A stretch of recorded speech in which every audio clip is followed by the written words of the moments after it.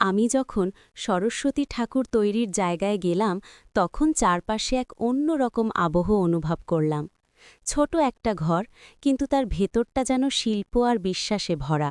মাটির গন্ধ, ভেজা রঙের গন্ধ আর কাঠের ফ্রেমের শব্দ, সব মিলিয়ে মনে হচ্ছিল এক পবিত্র কর্মযজ্ঞ চলছে।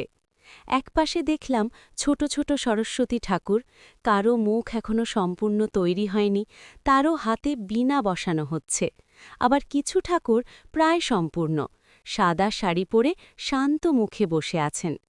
ঠিক পাশেই দেখলাম আরও নানা রকমের ঠাকুর, কোথাও দুর্গা, কোথাও লক্ষ্মী, কোথাও গণেশ। প্রত্যেকটা ঠাকুরের ভঙ্গি আলাদা, চোখের ভাষা আলাদা। কারিগররা খুব মন দিয়ে কাজ করছিলেন। কেউ তুলির আঁচড়ে চোখ ফুটিয়ে তুলছেন, কেউ রং মিশিয়ে ঠাকুরের মুখে প্রাণ দিচ্ছেন। তাদের হাতে যেন জাদু। একটু পরেই মাটি কথা বলতে শুরু করে। আমি দেখলাম একই সরস্বতী ঠাকুর হলেও কেউ বসে আছেন শান্তভাবে, কেউ একটু হাসি মুখে, কেউ আবার গভীর ধ্যানে মগ্ন।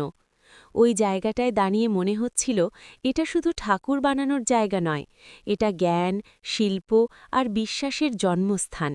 সরস্বতী ঠাকুর তৈরি হওয়ার সেই মুহূর্তগুলো দেখার অভিজ্ঞতা আমার মনে অনেক দিন থেকে যাবে।